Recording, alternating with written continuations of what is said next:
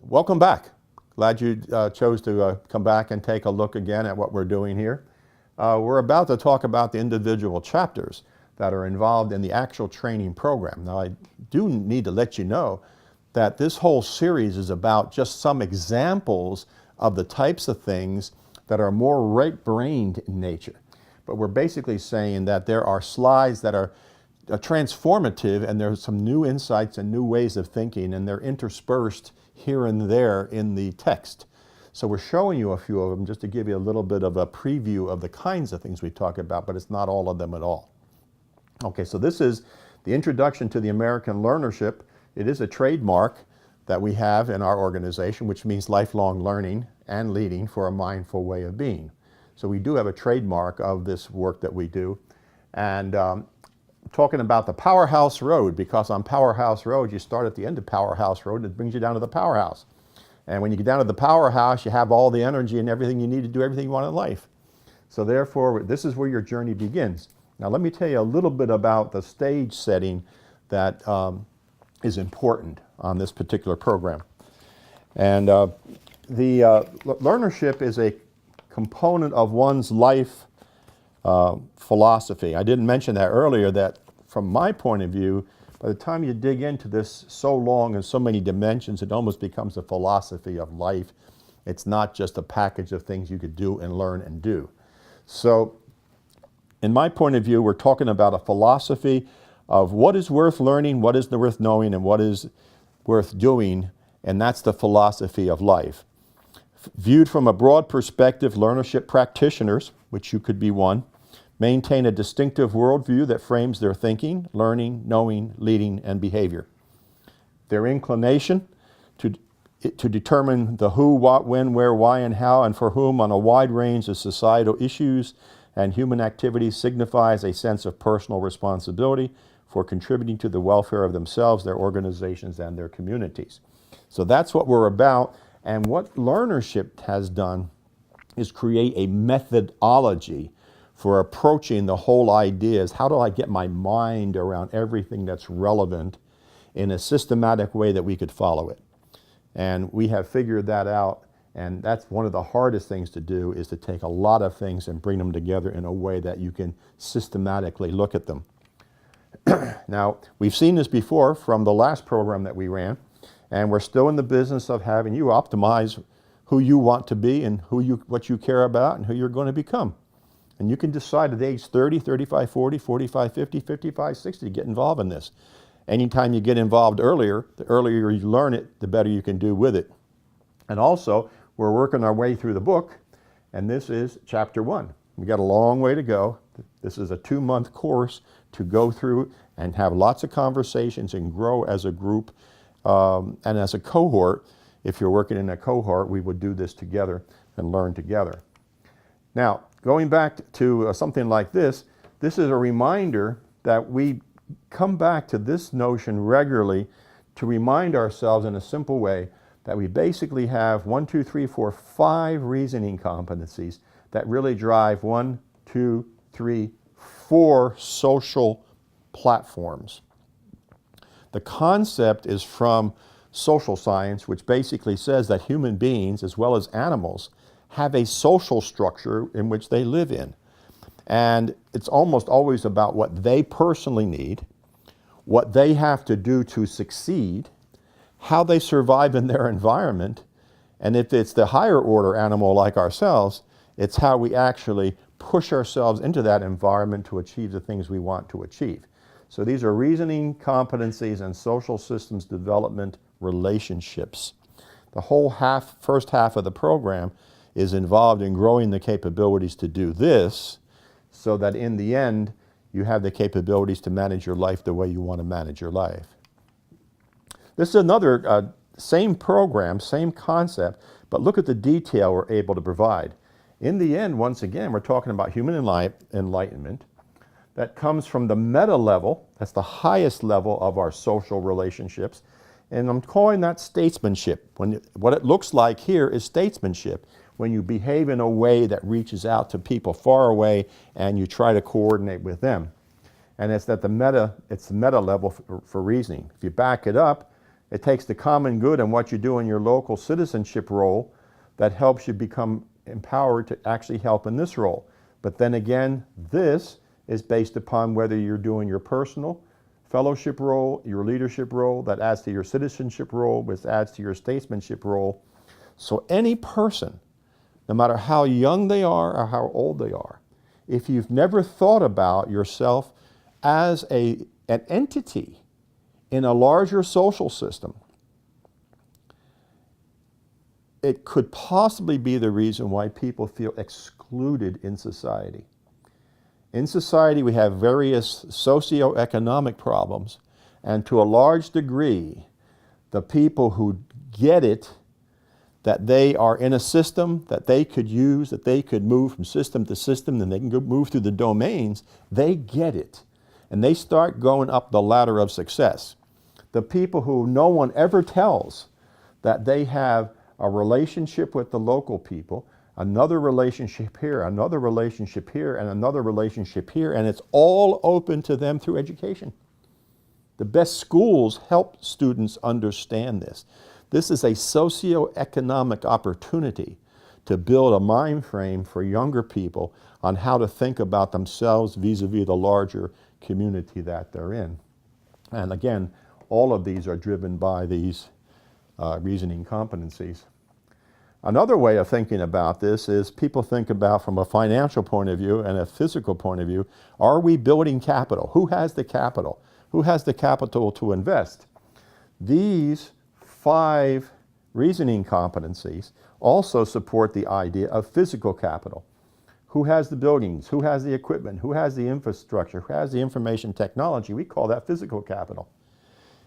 In the financial world, who's got the money? Who's got the assets, the liabilities, the shareholder capital? That's financial capital. But what I'm talking about is intellectual capital. Intellectual, cognitive, and emotional, even physical capital, which has to do with what do you know? What are your skills? What are your abilities? If we grow your abilities, if we put those abilities to work where there are systematic processes and tools and methodologies that you know how to use, and if you focus on customer satisfaction, you too could be an entrepreneur, an intrapreneur. It's the opportunity to think like that and to have somebody teach you how to think like that it causes success. That's why this is such an important thing, because it's a fundamental socioeconomic, political kind of way of thinking that we have going on here. And over all of this, we have it linked to basically 6 knowledge spheres. I've looked at various sources. The World Future Society had a way a few years ago. They organized all of the knowledge around the world that people had to deal with. They put it into social, political, economic, ecological, technological, geographical. Was the easy way to look at how societies are doing. A good way to look at knowledge. Who has knowledge? What kind of knowledge do they have? And also, if you look at people who write from the ethics and morals point of view, what I see, and it's also in some of our founding documents, that the things that come up that people want to experience are these right here. There are many more, and people can interpret them a little higher, a little lower, but we know that truth and honesty, love and happiness, justice and equality, those factors are in the hearts and minds of people who are our leaders, people who are really trying to make life better. So this model that we've created says that there are 6 areas of knowledge that you have to be competent in, and 6 areas of alliance or allegiance to how to think about yourself and others.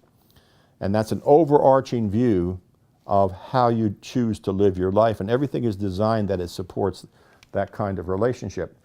And just to pull it all together, think, learn, know, lead, and achieve. Right here, these are the personal, organizational, community. Here are the 6 knowledge spheres. This drives this. The universal ideals that I just was talking about, and the universal goals. And if you push it back, how do they all get done? They get done because we have reasoning competencies, systems thinking, pattern recognition, knowledge management, and so forth. So these are input drivers that cause this to be the focus which causes this to be the outcome. And it's a systematic methodology for getting where you want to go because you've already established a way of thinking.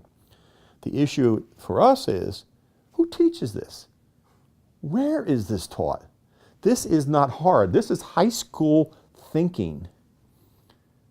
You want to fix the education system, we need to start teaching people the things they need to, the patterns they need to think with. Now, I have to tell you, as a person who does this a lot, there are people who want change and want to learn, and there are people who don't want change, and they don't really care about it. You may be in one basket or the other. Here are some of the people that I meet who I am paid to learn and develop.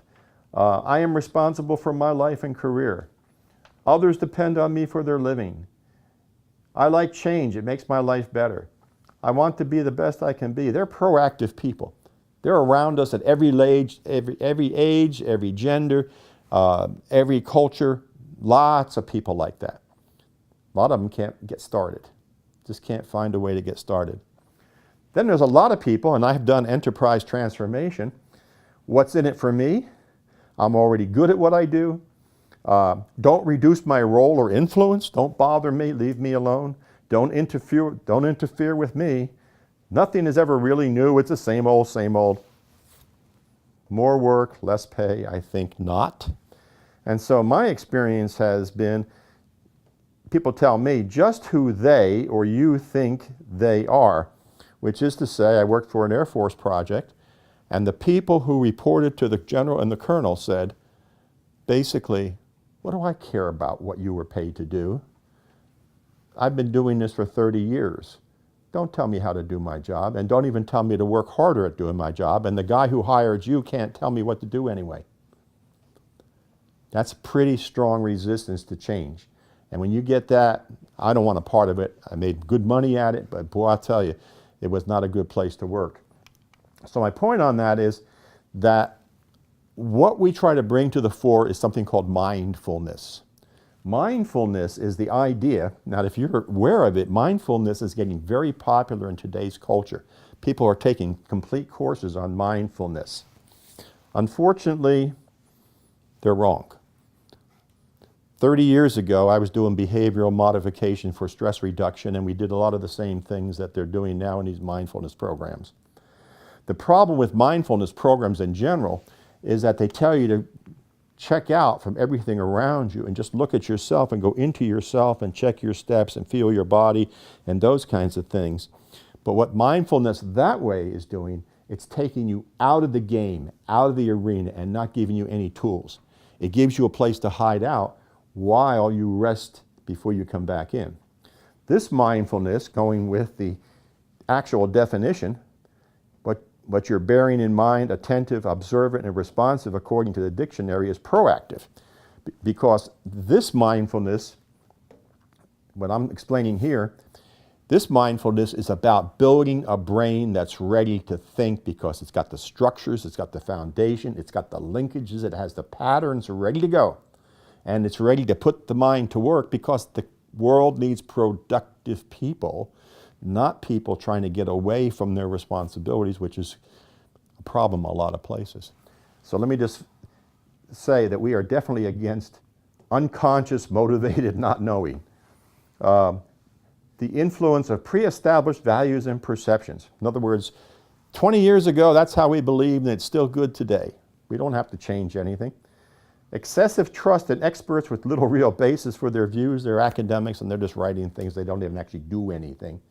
I said, so what I'm talking about, what's different in this program is if you're going to do mindfulness, you're going to learn tools and skills and ways to do things better. You're going to build mental frameworks because this is a left brain, right brain, whole brain transformation opportunity. And therefore, that's just something that I'd like to know how well you're going to do when you start doing it.